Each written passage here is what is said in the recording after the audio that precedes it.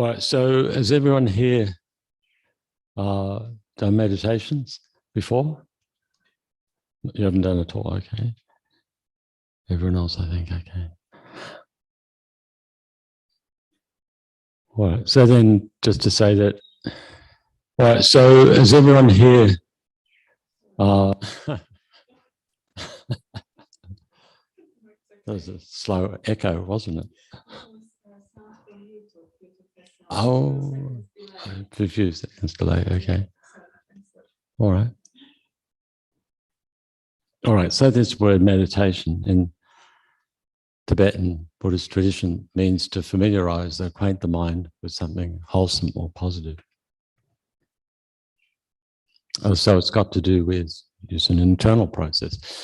So it's not so much the physical. And so in fact, it could mean that someone could be in a remote region, perfectly situated in order to do meditation, but their mind is one in which they're cultivating attitudes of hatred and resentment.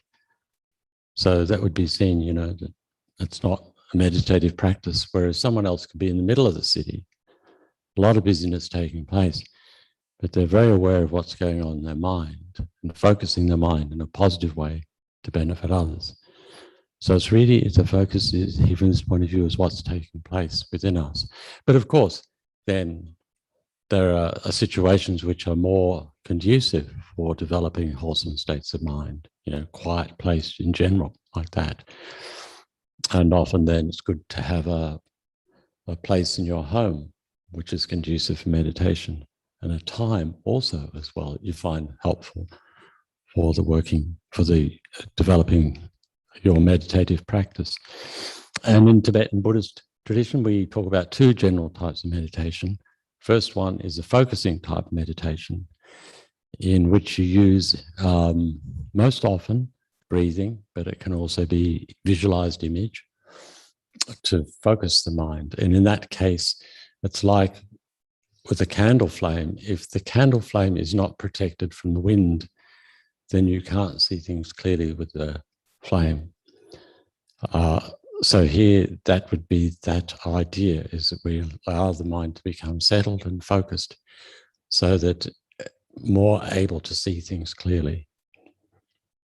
And the second type of meditation, analytical meditation, in which you use human intelligence to examine certain things, and they could be the nature of phenomena, how phenomena are impermanent. It can be such things as thinking why it is that it would make sense to develop the mind of compassion, and there are other things as well. But there are these two general types of meditation. So in this session, we'll do both of these. One is the focusing meditation, using our breath to bring the mind into the present moment. And the second meditation on developing forgiveness. And that, when we're talking about forgiveness here, is firstly to develop an attitude of forgiveness towards ourselves, where we may have, in the past or even the present time, caused ourselves a lot of problems by our own inability to have kindness towards ourselves and forgive ourselves for things that we did in the past. And then the second one within the forgiveness is to forgive, to try to cultivate the attitude of understanding and forgiveness towards those who've mistreated us. And then the third type of forgiveness is really got to do with the situation of where we have harmed others in the past, and to open the heart up to the possibility of them forgiving us for things that we may have done in the past which were not so skillful. All right, so then just to sit comfortably.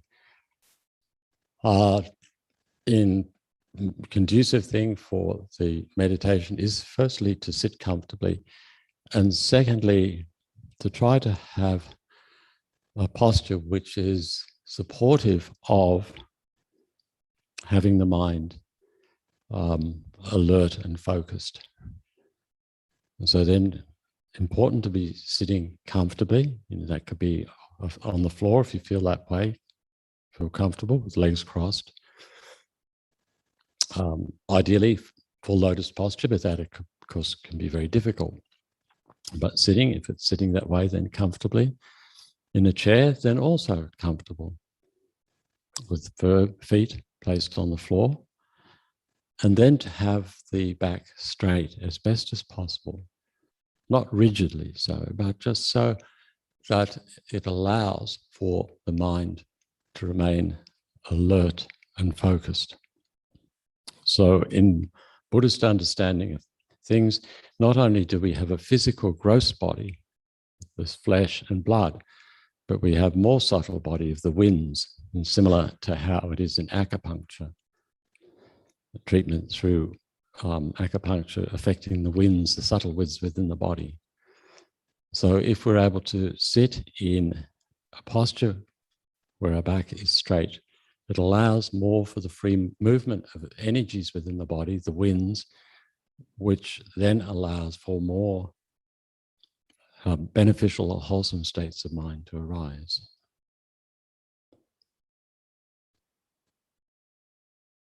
And so with this first meditation part, to focus on the breath, and if you already have a method that you use to focus the mind, then to engage in that meditative practice. If you don't have one, then one that can be used is to be aware, to cultivate an awareness of the sensation of the air coming in through the nostrils and passing back out through the nostrils, breathing at your normal rate, and just trying to be aware of the air passing in and passing out, the sensation of the air coming in and passing out. Just to try to sense the movement and the sensation of the air as it comes in, goes out. And at the same time, have an alertness within the mind that is aware of distractions. And those distractions may be in the form of thoughts, particularly memories arising from the past and plans for the future, and other mental events that might be arising. And then there can be other things as well, sounds inside the room and sounds outside the room. And here our business is just to be aware, alert to the arisal of these without getting caught up in them. Our business here is, as best as possible, to keep the mind focused on the breath and to sense that these different types of distractions that arise are like bubbles rising to the surface of a pond. They've been taking place since the time of our birth, and here our business is not to get caught up in them, just to note them, be aware of their arisal, and then to bring the mind back to the breath. And no matter how many times you become distracted, just to gently bring the mind back to the breath. And so just to continue like this for the next few minutes.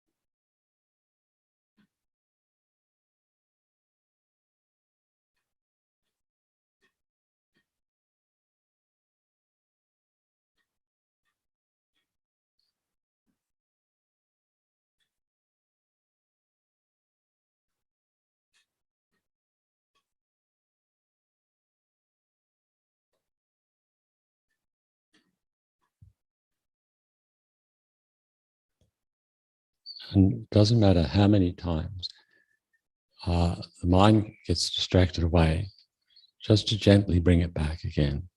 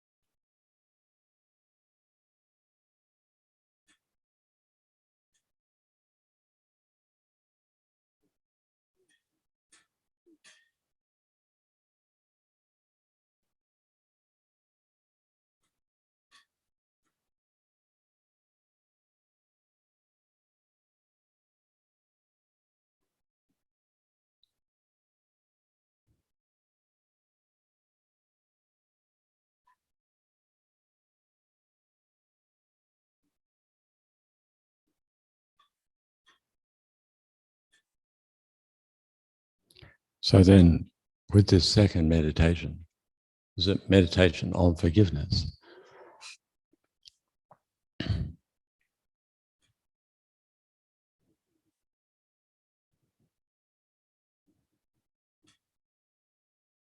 And firstly, the forgiveness directed towards oneself.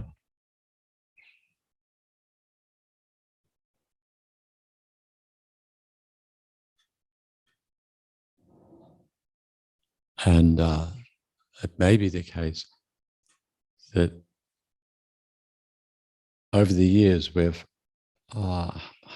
judged ourselves very harshly, and maybe even lived with a significant amount of guilt about how it is, how conduct has been, how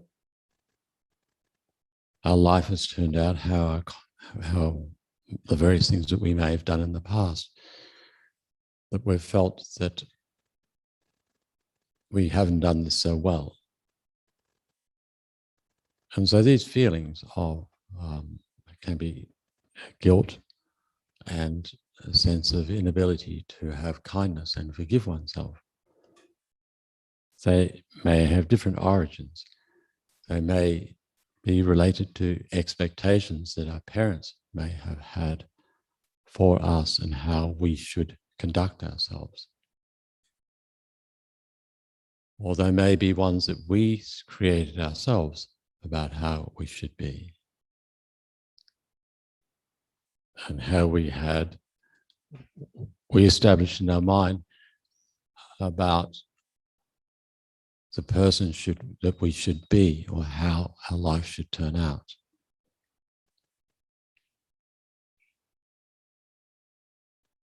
And then because we haven't met with these expectations, a sense of disappointment, a sense of blaming oneself, guilt, self-loathing, self-hatred. These things might be there. inability to forgive oneself for the shortcomings and the things that we've done in the past.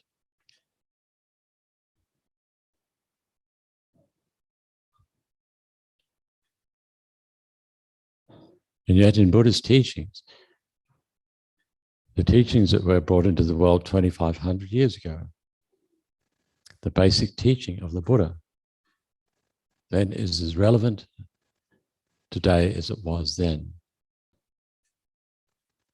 And the message then was to say that the human condition is such that our mind, as an ordinary person, is going to be conditioned by certain disturbing states of mind.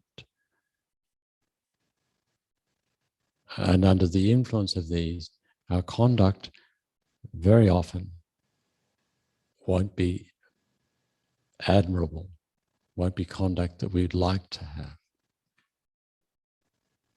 But we carry this energy with us, and we say in Buddhism, from past lives.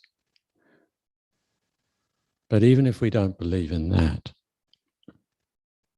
we came into this world coming from the genetics, or based on the genetics of our parents, our mother and father.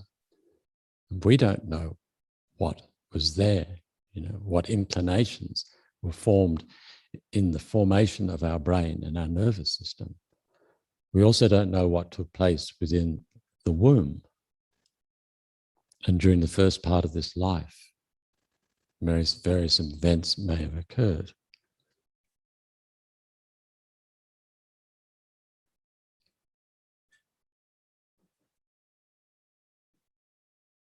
And so there's different multiplicities of inclinations that we have. Very hard to be sure where they've come from.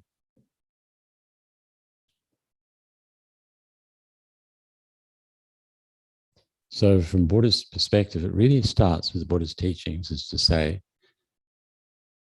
it's understandable. It's with kindness, the first teaching the truth of suffering and the cause of suffering, our own mind. That's understandable. We will not necessarily have conduct or inclinations which are so very positive. And we may be influenced by very strong negative energy. And then on top of that, you go to school and they teach you various things. They teach you to read and write. And you might go through and get qualifications and so on. But for most of us, we haven't received real guidance, real wisdom guidance that comes from a deep wellspring of wisdom about how to really live our life and how to understand how reality is.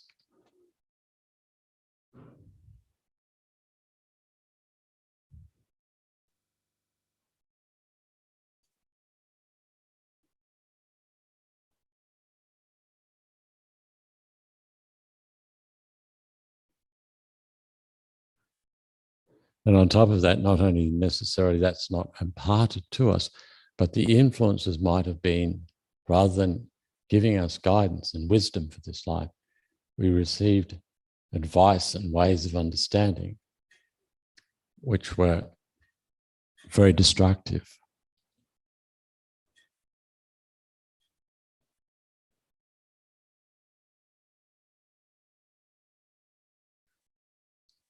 And to understand here that this problem, no matter how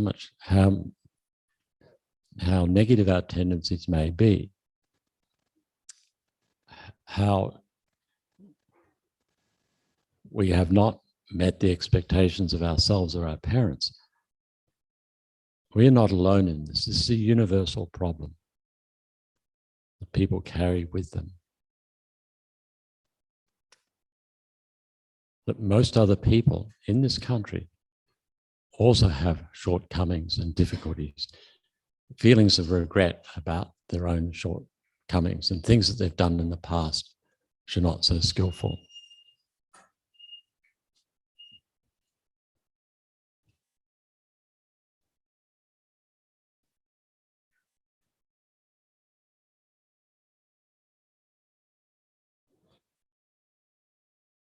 So it's important to have kindness and forgiveness to oneself. And then on top of that, the very fact that made the effort even just do something simple to come to this meditation session shows a wish to bring about some change in the life.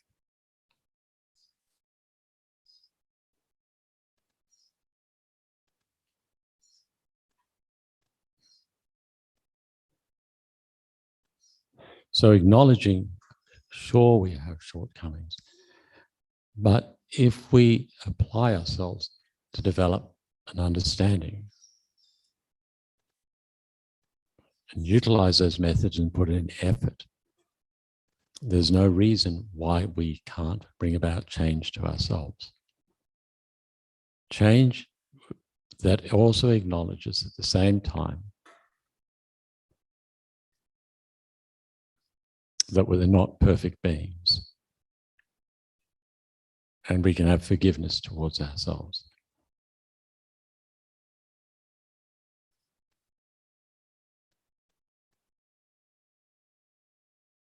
So then too often it can be the case we've been too hard on ourselves, too unforgiving, not kind enough.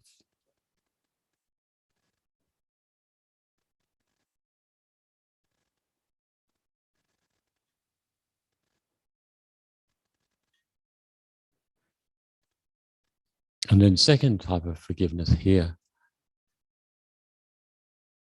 is just as we have different types of shortcomings and have been influenced by past lives, and even if you don't believe in past lives, you can't be sure that they don't exist. But likewise, other people, when they come into this world, it's not a clean slate.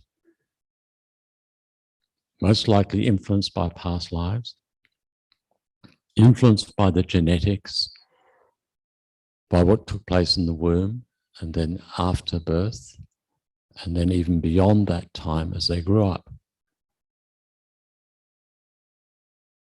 So some people who are difficult, people in our life who we might hold grudges against,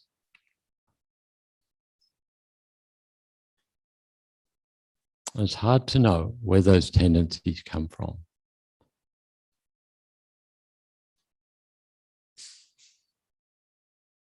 And they themselves most likely don't know either.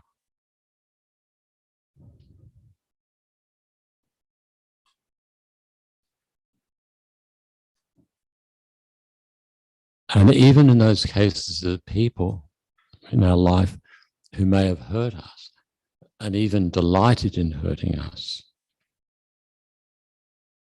they may have got pleasure out of harming us.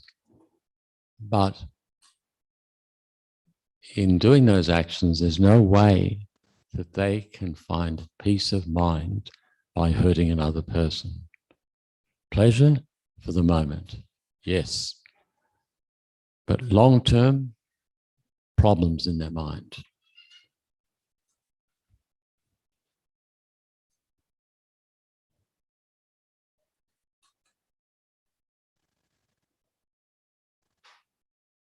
And also, people who hurt us, people who hurt other people are not happy people. If you're happy and content within yourself, there's no need to be malicious towards other people, to be hurtful to other people, to say things hurtful to other people, do harmful things, to be in the mind, having the mind that conspires to hurt. It comes from an unhappy, hurt mind itself.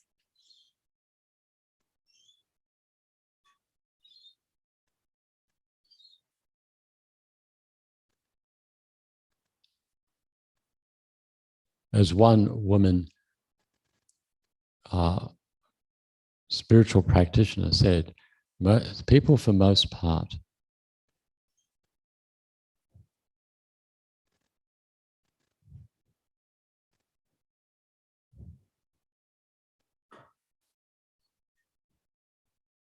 are helpless, hurting and unhappy. Helpless from a point of view, and this was not a Buddhist, but it's a Buddhist view. Helpless in that they really don't have, if they're hurting other people, there's a sense of powerlessness in their own life. If they've got power and control in their own life, again, they don't hurt other people. They're feeling helpless and vulnerable. And as well as that, they are hurting. That's why they hurt others. And then they're unhappy as well. So rather than looking at the action that they've done to us, focusing on that, try to look beyond that and sense where it comes from. Because this is important for our well-being, because forgiveness to another person isn't for their well-being. It's for our own well-being so that we can long-term be of benefit to others. If you hold resentment against others, that contaminates your mind. That conditions the way you see things. That leads you to become embittered. And that hurts you more than it hurts anyone else.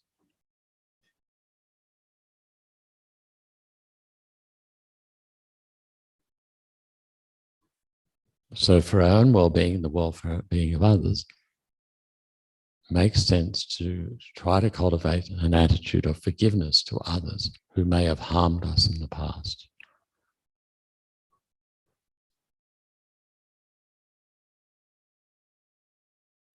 And the third type of forgiveness is relating to, in a sense, where we have hurt other people. We have harmed others. And here to acknowledge, to go into those past experiences, and instead of the mind that's justifying our hurt of others,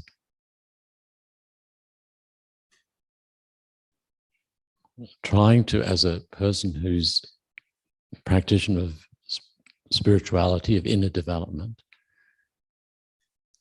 important where it is that we have caused harm to others, either deliberately or either intentionally or unintentionally,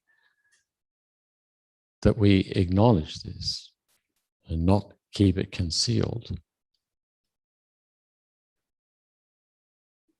And even bring to mind that person and the event where we caused harm.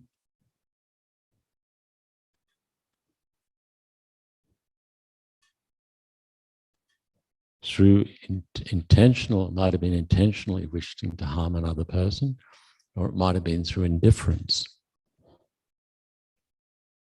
Very often in close relationships with a partner, with parents, with children, close friends.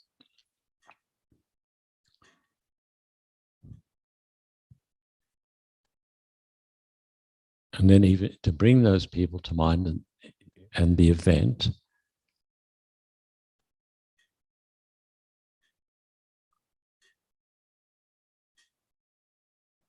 acknowledge the harm, and then acknowledge the harm, apologize to the person,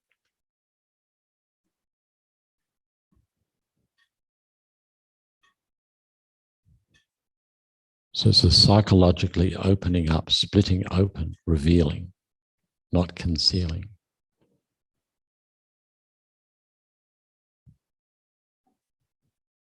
And if it's appropriate, then to request forgiveness for the harm that we may have caused.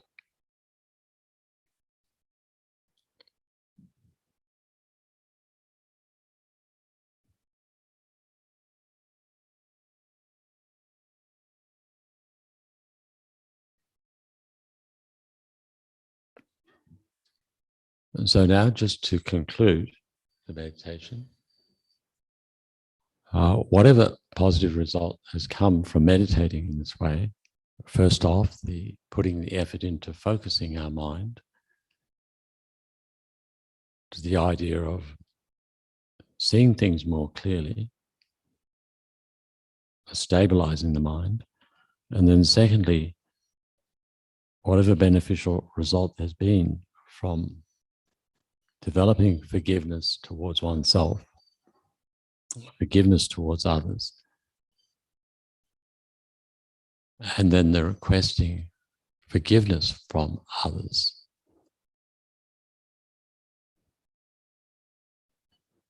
To dedicate whatever positive results have been there and engaging in this way, even though it's in the imagination, we could say, towards the cultivation of more wisdom and compassion,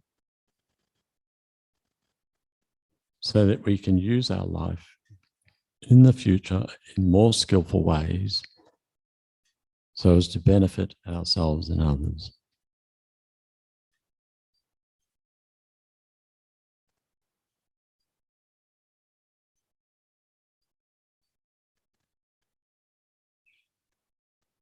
Okay, so thank you.